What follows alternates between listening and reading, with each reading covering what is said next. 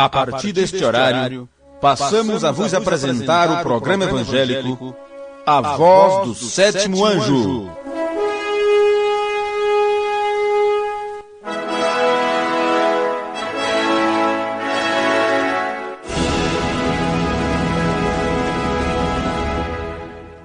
Mas nos dias da voz do sétimo anjo, quando ele tocar a sua trombeta, se cumprirá o segredo de Deus, como ele anunciou aos seus servos os profetas. Apocalipse, capítulo 10, versículo 7.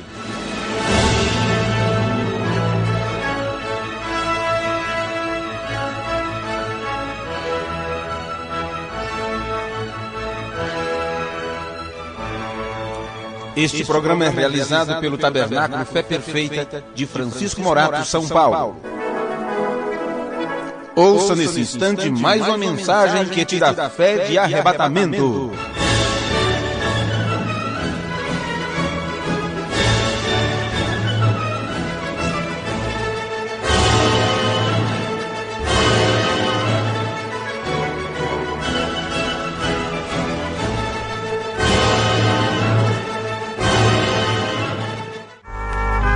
Como João Batista foi enviado para precursar a minha primeira vinda, tua mensagem precursará a minha segunda vinda.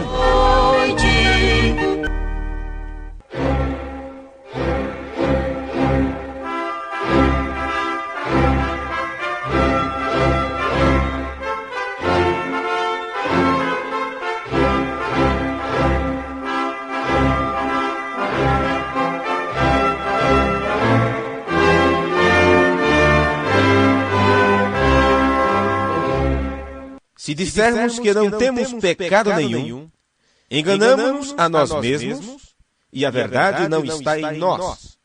Se confessarmos os nossos pecados, Ele é fiel e justo para nos perdoar os pecados e nos purificar de toda a injustiça. Primeira Epístola de João, capítulo 1, versículo 8 e 9.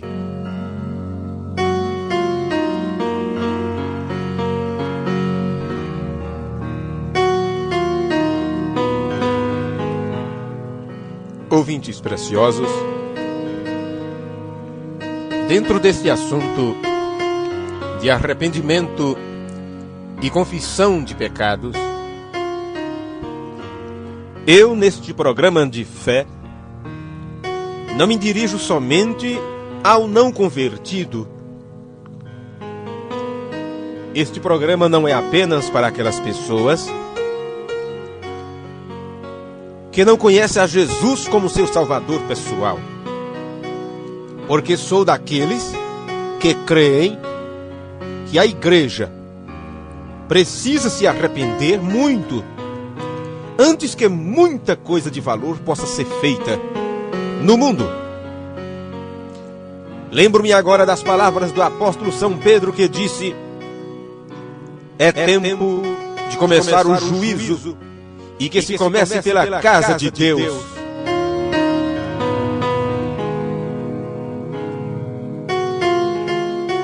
Eu acredito firmemente que o baixo padrão de vida cristã está mantendo muita gente no mundo e nos seus pecados. Se o incrédulo vê que o povo cristão não se arrepende, se o incrédulo vê que os chamados crentes vivem de acordo com o mundo, se o incrédulo percebe que aqueles que se dizem cristãos vivem tal como eles ou pior do que eles, então não se pode esperar que o incrédulo se arrependa e se converta de seu pecado, porque eles observam e diz: esses que se chamam de cristãos não são diferentes de nós. Eu tenho me arrependido 10.000 vezes mais depois que conheci a Cristo do que em qualquer época anterior. O profeta de Deus para este tempo do fim, pregando uma de suas mensagens, ele disse: eu peco 1000 vezes por dia, por atos, palavras e pensamentos. problema é que o homem e a mulher, depois que professa o cristianismo, aí diz que não tem pecado mais, que está tudo bem, que não precisa de mais nada, e termina como verdadeiros laodiceanos dizendo: rico sou, estou enriquecido e de nada tenho falta. Sem saber que é um desgraçado, miserável, pobre, cego e nu.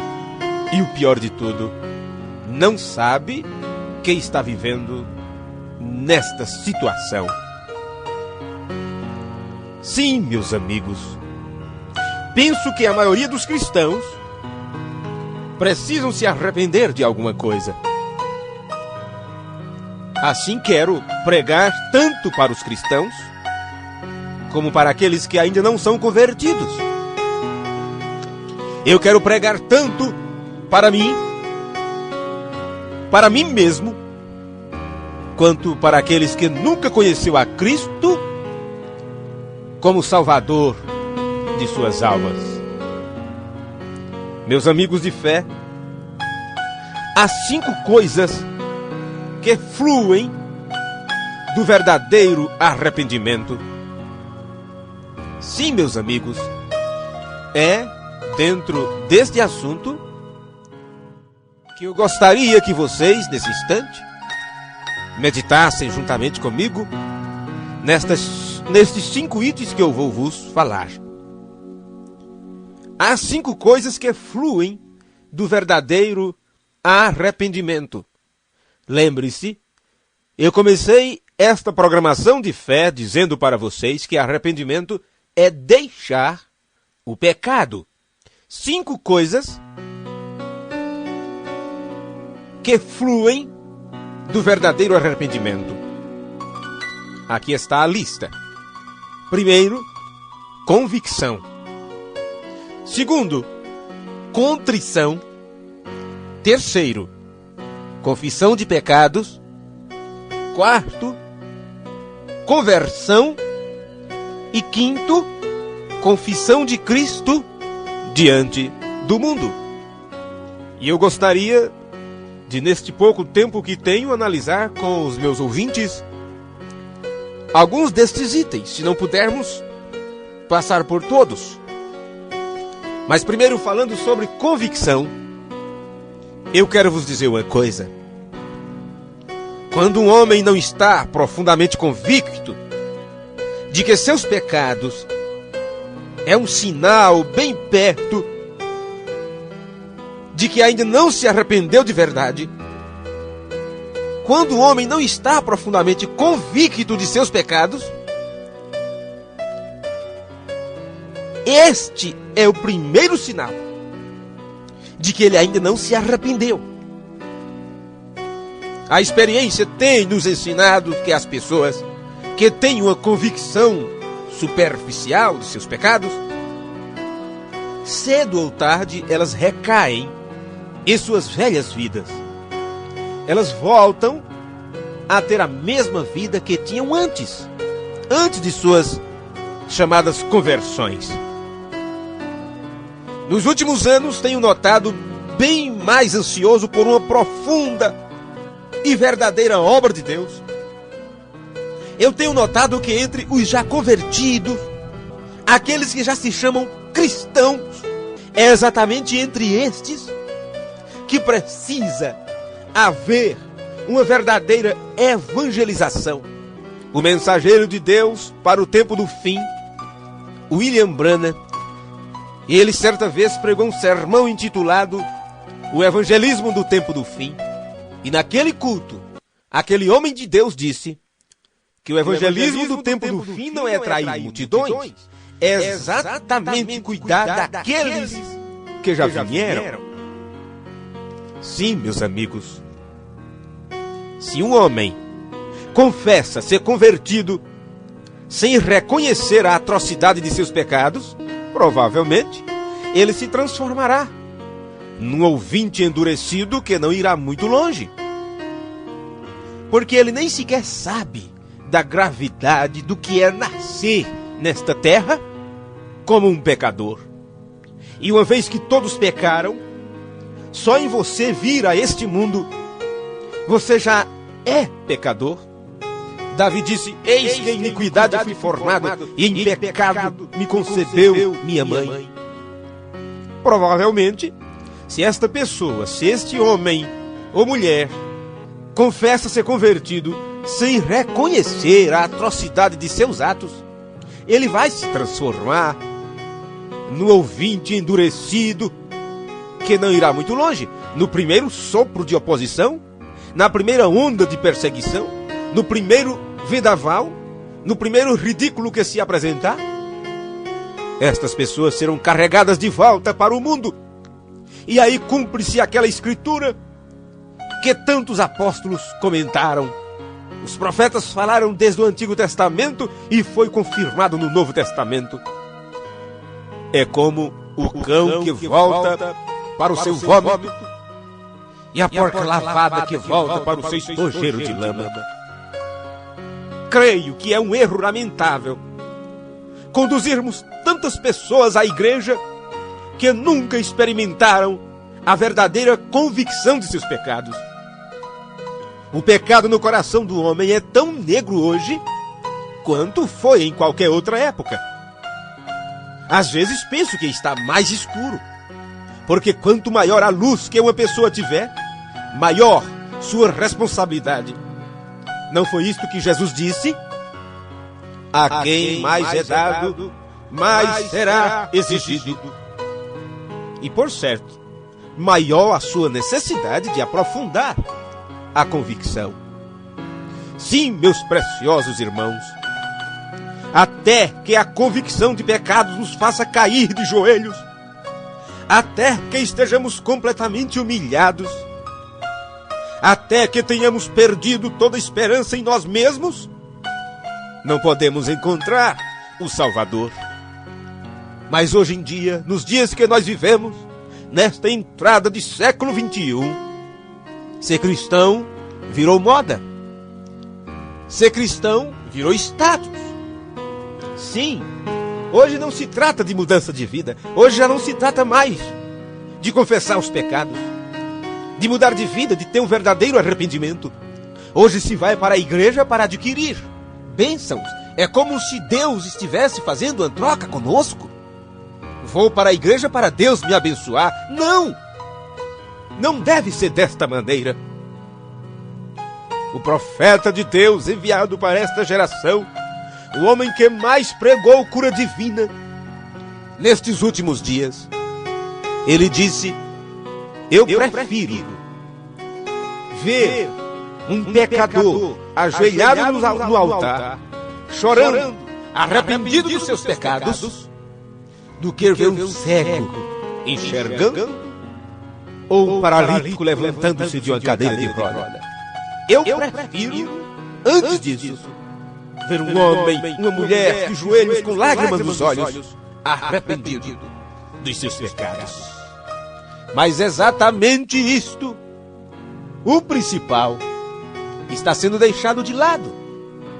Estas coisas estão sendo negligenciadas. Sim, meus amigos, há 3 coisas que nos levam a esta convicção, a ficarmos convictos de que somos pecadores e que precisamos de arrependimento e que precisamos colocar nossas vidas diante de Deus. A primeira coisa é a consciência. A segunda é a palavra de Deus. E a terceira, o Espírito Santo. Todos os 3 são usados por Deus para nos dirigir a Ele, para nos mostrar o nosso estado miserável. Muito antes de existir a palavra escrita, Deus tratava com o homem através da sua consciência. Foi por isso que Adão e Eva se esconderam da presença do Senhor Deus entre as árvores do jardim do Éden, porque eles ficaram conscientes. As suas consciências disseram: vocês estão em problemas. Foi isto que convenceu os irmãos de José, quando eles disseram: na verdade, somos culpados no tocante ao nosso irmão, pois vivimos a angústia da alma quando nos rogava e não lhe acudimos. Sim, eles disseram, lembre-se, Mais de 20 anos haviam se passado depois que eles venderam José como um escravo. E eles disseram: por isso nos vem esta ansiedade. Muitos anos tinham se passado depois que eles venderam o seu irmão. E, no entanto, na hora exata, suas consciências disseram: vocês erraram. Vocês estão em problemas. É a consciência que devemos usar com nossos filhos antes de atingirem a idade onde podem entender a palavra e o Espírito de Deus. E é a consciência que acusa ou inocenta o ímpio. Sim, meus irmãos e amigos, a nossa consciência é uma faculdade divinamente implantada no homem que o pede a fazer o que é certo. Alguém disse que ela nasceu quando Adão e Eva comeram do fruto proibido, ou quando praticaram aquele ato, quando seus olhos foram abertos e conheceram o bem e o mal. Sim, a nossa consciência nos julga mesmo contra nossa vontade. Os nossos pensamentos, palavras e ações, aprovando ou condenando-os de acordo com a sua avaliação de certo ou errado. Uma pessoa não pode violar sua consciência sem sentir em si mesmo a convicção. As Escrituras nos afirmam: meus irmãos, se o vosso coração não nos condena, se o nosso coração não nos condena, nós temos paz com Deus. Mas você pode me dizer nesse instante: bem, eu não tenho do que me arrepender porque a minha consciência não me acusa de nada. Olha, para poder você ter uma consciência que na hora do errado ela te mostra ela sendo farol vermelho, você tem que ter também o Espírito Santo, porque muitos não se sentem acusados por suas consciências, porque não tem o Espírito Santo para lhe mostrar que ela está errada, para lhe convencer da morte, do pecado e do juízo. Mas, meus amigos, a consciência não é um guia seguro, porque frequentemente ela só dirá que uma coisa é errada depois que você a pratica. Portanto, a consciência precisa ser iluminada por Deus, porque faz parte de nossa natureza caída. Muitas pessoas fazem o que é errado sem serem condenadas pela consciência. Lembre-se do que está escrito no livro de Atos dos Apóstolos, capítulo 26, versículo 9. Paulo disse: na verdade, a mim parecia que muitas coisas devia eu praticar contra o nome de Jesus, o Nazareno. Vem? A própria consciência precisa ser educada. Outra vez, a consciência frequentemente é como um relógio despertador, que a princípio desperta e acorda, mas com o tempo a pessoa se acostuma com ele e então aquilo perde o seu efeito. Sim, meus amigos, a consciência pode ser asfixiada. Eu creio que cometemos um erro em não dirigirmos as pregações mais para a consciência. Eu creio que é um erro tremendo quando o pregador do Evangelho apenas se preocupa com os de fora e tenta trazê-los à força para dentro do templo, para dentro da igreja, como se todos aqueles que já estivessem ali já estivessem salvos. Temos que saber disso, que aqueles que já vieram precisam a cada dia estar confirmando sua fé.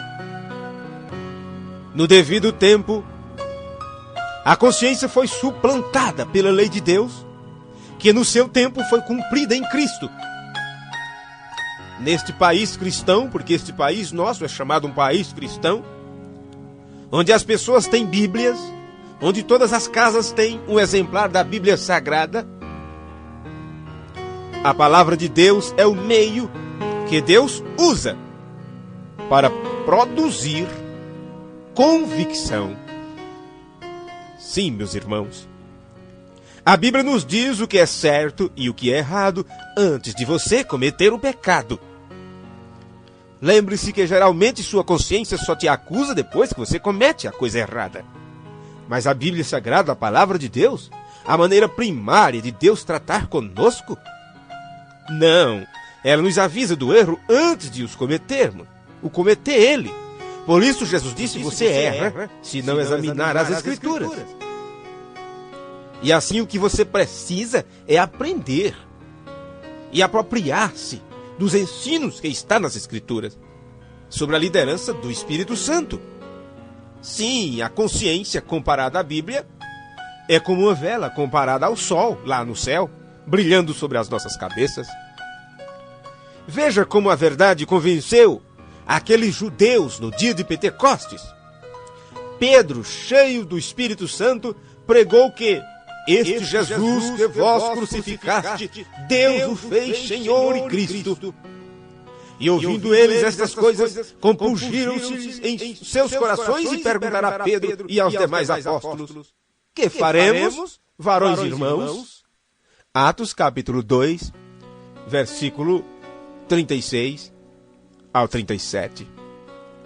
Sim, meus amigos, o apóstolo Pedro respondeu para eles, depois que o Espírito Santo usou a palavra, e a palavra atingiu suas consciências, e eles ficaram compungidos.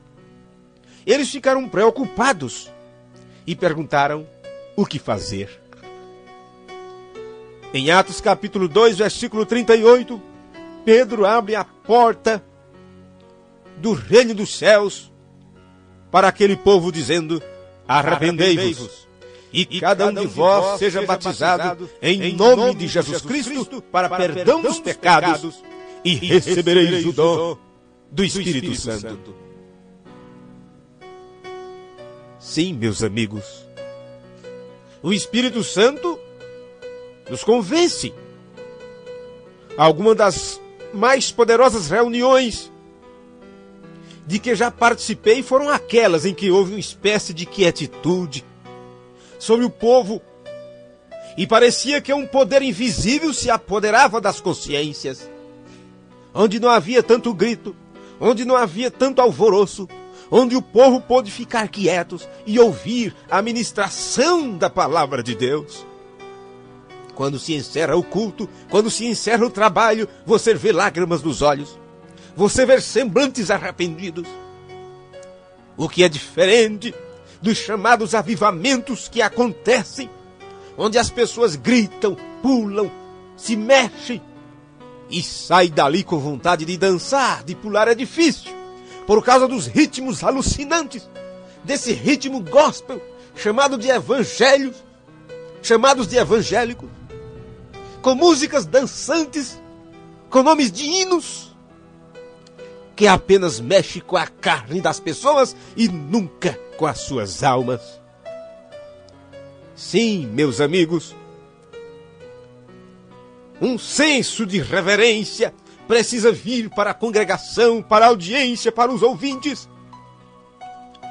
E eles têm que saber que uma vez que eles se arrependeram de seus pecados e foram batizados no batismo cristão apostólico, segundo Atos 2,38, o que precisa dali por diante, eles foram justificados, mas precisam viver uma vida limpa, a cada dia estarem se santificando na presença de Deus. A próxima coisa é a contrição, o profundo sentimento de tristeza, segundo Deus, e humilhação de coração por causa do pecado.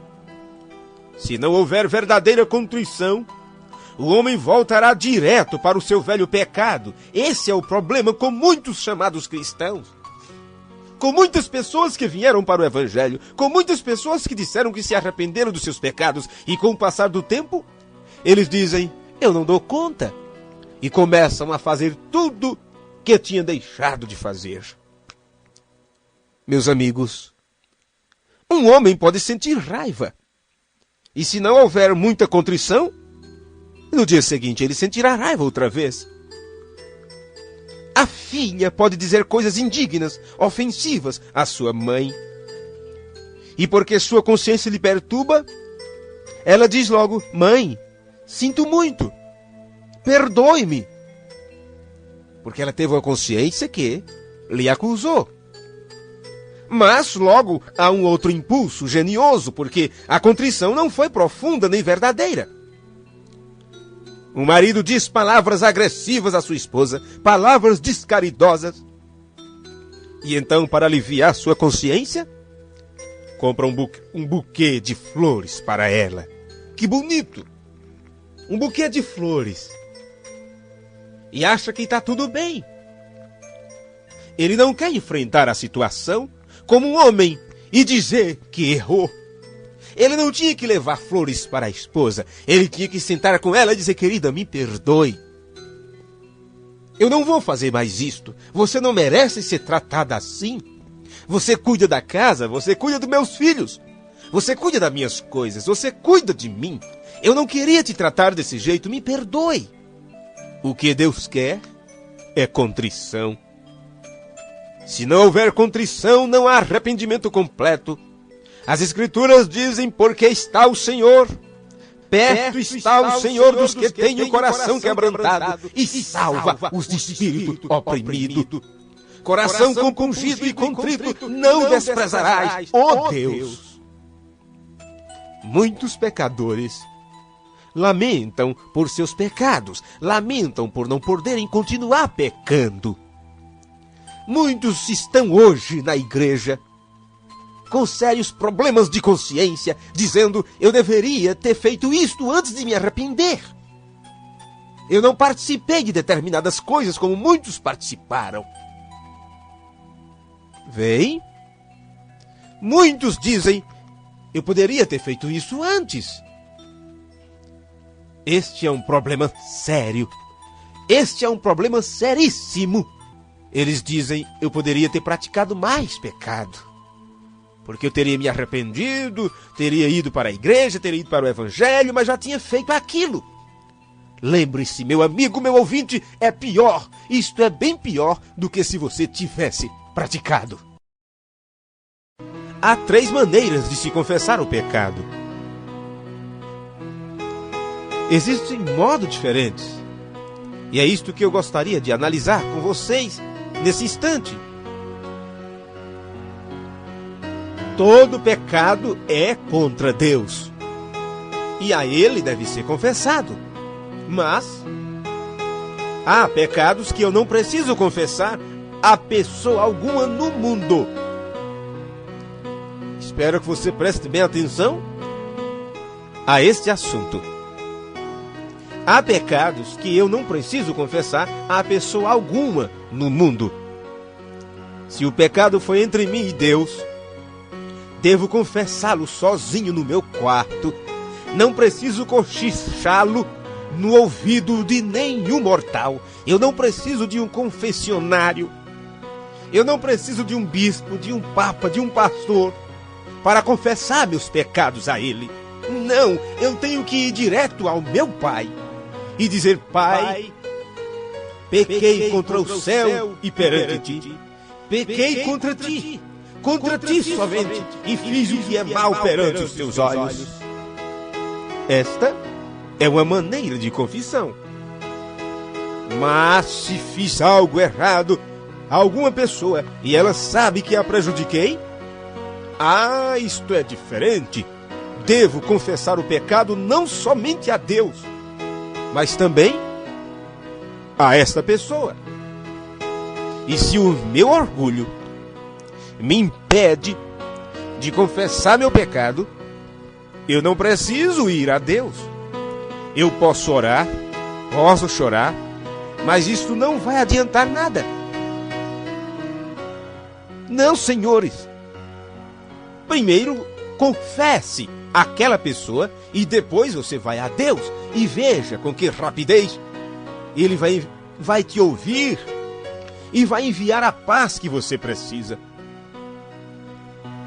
O Senhor Jesus Cristo, em Mateus capítulo 5, versículo 23 e 24, ele disse: Se, pois, ao trazeres ao altar a tua oferta, ali te lembrares de que teu irmão tem alguma coisa contra ti, deixa perante o altar a tua oferta. Vai primeiro, reconcilia-te com teu irmão, e então, voltando, faze a tua oferta. Este é o caminho bíblico. Sim, meus irmãos. Há outra classe de pecados que devem ser confessados publicamente. Suponha que eu fui conhecido como um blasfemador, um alcoólatra ou um depravado. E se me arrependo de meus pecados, eu devo ao público uma confissão. Por isso que você, quando se arrepende de seus pecados e é batizado nas águas em nome do Senhor Jesus Cristo, você está fazendo de uma maneira pública, por fora, mostrando que algo foi feito por dentro. Sim, a confissão deve ser tão pública quanto foi a transgressão. Muitas vezes uma pessoa dirá algo maldoso a respeito de outra na presença de terceiros e daí a pouco vai tentar se consertar. Apaziguar isto somente a pessoa prejudicada. A confissão deve ser feita de forma que todos as que ouviram a transgressão possam ouvir a confissão. Como é que você pode falar mal de mim para o meu vizinho e vir pedir perdão a mim? Então, se você vem se acertar comigo, você chegue àquelas pessoas e diga: eu me acertei com fulano, aquilo que eu falei dele foi errado. Não é isto que acontece às vezes? Você ofende o seu irmão, você ofende a sua irmã na vista de outras pessoas. Você bate com a língua nos dentes falando mal do seu próximo. E daí a pouco, quando está diante daquela pessoa, a sua consciência está te acusando de algo, aí você chega e diz: irmão, minha irmã, eu disse alguma coisa errada de você, me perdoa. Ora, e aquilo que você disse errado de mim, você já chegou lá naquela pessoa e disse: eu estava errado quando falei mal dele ou dela? Não adianta você vir se acertar comigo ou você ir se acertar com seu irmão, sendo que as pessoas a quem você falou dela, você não foi lá também se acertar. De nada vai te adiantar uma confissão pela metade. A confissão deve ser feita de forma que todos os que ouviram a transgressão possam ouvir também a confissão. Somos bons em confessar o pecado de outras pessoas. Somos muito fáceis de apontar o dedo para os erros dos outros. Mas se experimentarmos o verdadeiro arrependimento, ficaremos mais ocupados cuidando dos nossos próprios pecados. Quando alguém dá uma boa olhada no espelho de Deus, não encontrará ali falta dos outros. Tem coisas demais a ver em si mesmo. E aí voltamos para a leitura que fizemos no início de nossa programação de fé. Se confessarmos os nossos pecados, Ele é fiel e justo para nos perdoar os pecados e nos purificar de toda injustiça. 1 João, capítulo 1, versículo 9. Oh, obrigado, Senhor, pelo Evangelho. Crente, você que se diz cristão, filho de Deus, se há algum pecado em sua vida, resolva então logo confessá-lo e seja perdoado. Não deixe nenhuma nuvem entre você e o Deus que você diz adorar. Garanta o seu título para a mansão que Cristo foi preparar para você. Conversão. A conversão. A confissão leva à verdadeira conversão. E não pode haver uma verdadeira conversão até que se tenha dado esses 3 passos. Mas, meus amigos, a palavra conversão significa 2 coisas. Nós dizemos que uma pessoa é convertida quando nasce de novo. Mas conversão também tem um significado diferente na Bíblia. Foi o que Pedro disse. Em Atos, capítulo 3, versículo 19. Arrependei-vos e convertei-vos. Às vezes pensamos que arrependimento é conversão. Não, são passos. São passos que devem ser dado.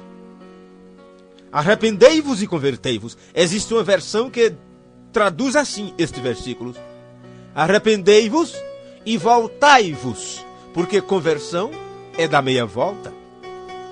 Paulo disse que não foi desobediente à visão celestial, mas começou a pregar a judeus e gentios para que se arrependessem e se voltassem para Deus.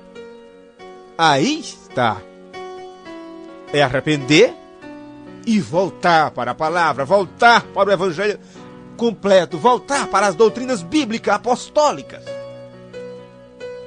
Um certo teólogo de uma outra época disse: todos nós nascemos de costas para Deus. Mas o arrependimento é uma mudança de trajetória, é uma volta de 180 graus. E este homem estava certo. Todos nós nascemos de costas para Deus. Por quê? O que é estar em pecado? O que é pecado? Pecado é errar o alvo. E quando você se arrepende, você dá meia volta e faz o caminho de volta para casa. Foi o caso do filho pródigo. Então lembre-se das palavras desse grande pensador do Evangelho. Todos nós nascemos de costas para Deus. O arrependimento é uma mudança de trajetória, é uma volta de 180 graus. Sim, meus amigos cristãos, pecado é afastar-se de Deus. Como alguém disse, é aversão a Deus e conversão para o mundo. Enquanto que a verdadeira ou o verdadeiro arrependimento significa conversão a Deus e aversão ao mundo. É o que diz as Escrituras. Você não pode servir a Deus e ao mundo. Você não pode servir a dois senhores. Você tem que amar a um e aborrecer o outro. Quanto à verdadeira contrição, o coração está entristecido por causa do pecado. Quando a verdadeira conversão, quando há uma verdadeira conversão, o coração fica liberto do pecado. Deixamos a velha vida. Somos transportados do reino das trevas para o reino da luz. É maravilhoso, não é? Como isto soa gostoso aos nossos ouvidos. A não ser que nosso arrependimento inclua essa conversão, não vale muito. Se alguém continua em pecado, é a prova de uma confissão ou de uma profissão de fé inútil. É como bombear água para fora do navio sem tampar os vazamentos. Sim, o sábio Salomão, em 2 Crônicas, capítulo 6, versículo 26, ele disse: se o povo orar e confessar teu nome e se converter dos seus pecados, oração e confissão não seriam de proveito nenhum enquanto o povo continuasse em pecado. Vamos prestar atenção à chamada de Deus. Vamos abandonar o velho caminho perverso. Voltemos ao Senhor e Ele terá misericórdia de nós. Sim, meus amigos, e ao nosso Deus, porque Ele nos perdoará abundantemente. Ah, se este mundo soubesse o que é um homem estar arrependido dos seus pecados. Se este mundo soubesse o que é estar nas graças de Deus. Se você é convertido, o próximo passo é confessar isto abertamente. Ouça o que diz as Escrituras. O apóstolo Paulo, na Epístola aos Romanos, capítulo 10, versículo 9 ao 10, ele diz: se com a tua boca confessares a Jesus como Senhor, e em teu coração creres que Deus o ressuscitou dentre os mortos, serás salvo.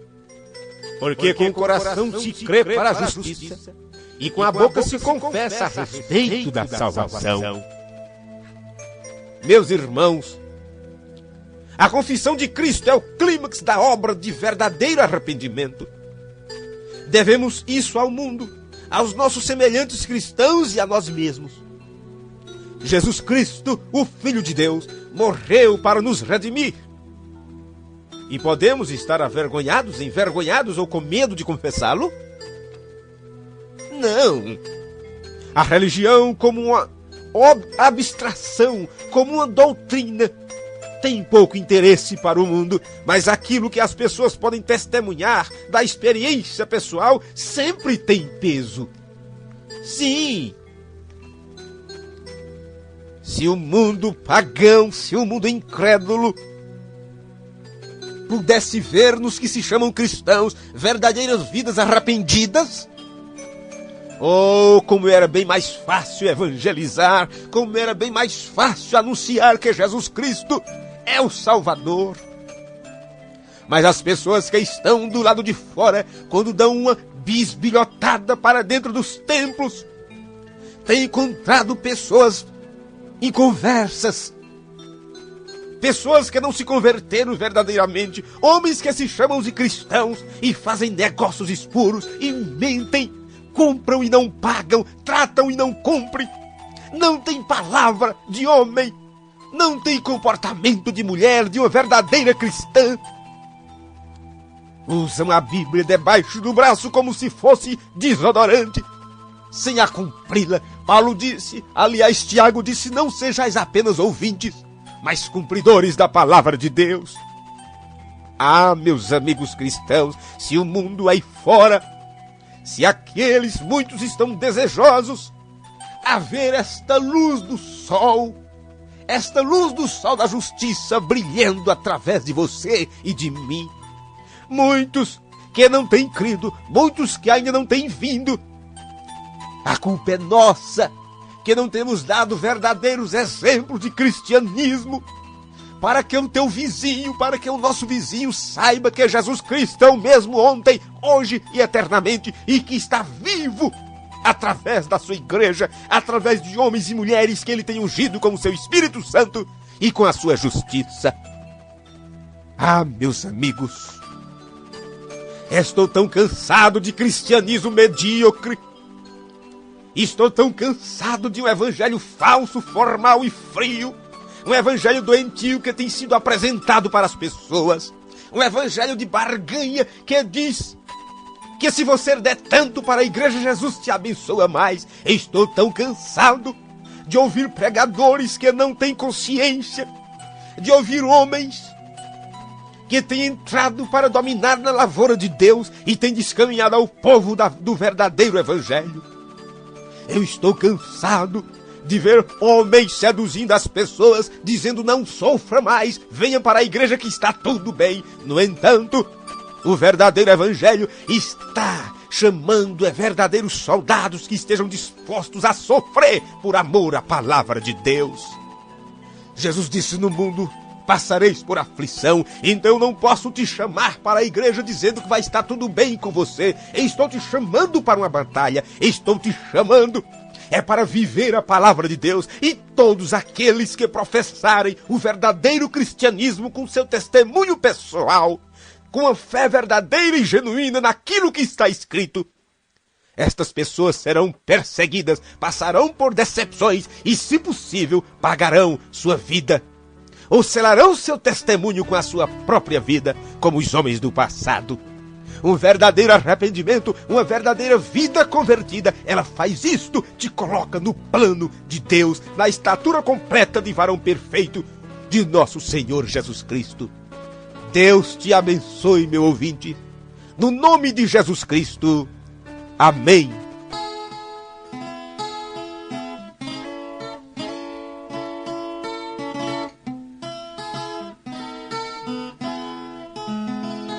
Numa cidade chamada Jericó, anunciaram que Jesus ia passar.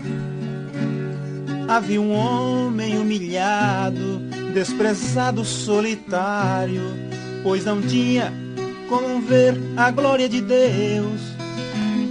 Mas quando ouviu que por ali ia passar aquele que tudo podia resolver, então em seu coração despertou a esperança. Naquele instante Bartimeu clamou assim: Jesus, filho de Davi, tenha compaixão de mim. Jesus, filho de Davi, atende o meu clamor. Jesus, filho de compaixão é fazer a vontade de Deus. Jesus, filho de Davi, atende o meu clamor.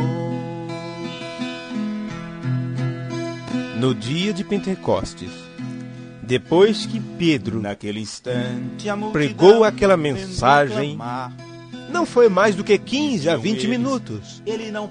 A Bíblia diz que eles ficaram compungidos e disseram: que faremos, varões irmãos? E Pedro disse: arrependei-vos, e cada um de vós seja batizado em nome de Jesus Cristo para perdão dos pecados, e recebereis o dom do Espírito Santo. Pois a bênção ele queria receber.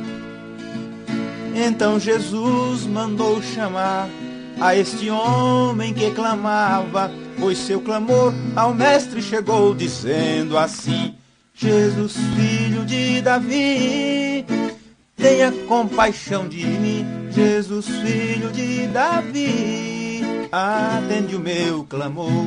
Jesus, filho de Davi, tenha compaixão de mim. Jesus, filho de Davi, atende o meu clamor. E Jesus, atendendo a ele, disse: vai, a tua fé te salvou. Deus te abençoe, ouvintes, no nome de Jesus Cristo. Amém.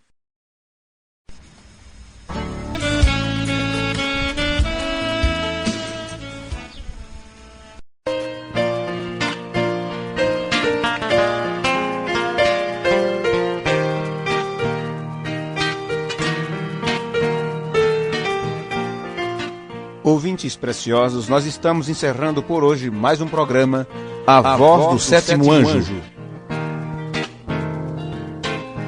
Quem não tem o amor no mundo é nada. Nós prometemos voltar amanhã neste mesmo horário e emissora, se o Senhor nos permitir. Que é levada. Solicite literaturas gratuita. Entre em contato conosco e receba nossos CDs de mensagens gratuitamente. Se desejar nos escrever, escreva para Programa Voz do Sétimo Anjo, Caixa Postal número 12, Francisco Morato, São Paulo. CEP 07-901-970. Quem tem o amor sabe o caminho. A verdade encontrou e a certeza tem da vida. Ouvintes, Deus te abençoe. No nome de Jesus Cristo. Amém. Vai bem. É tão fácil conhecer quem vive esse amor, até mesmo pelo brilho dos teus olhos. Teu olhar reflete a luz que vem do coração. É mais que um rosto, veio a multidão.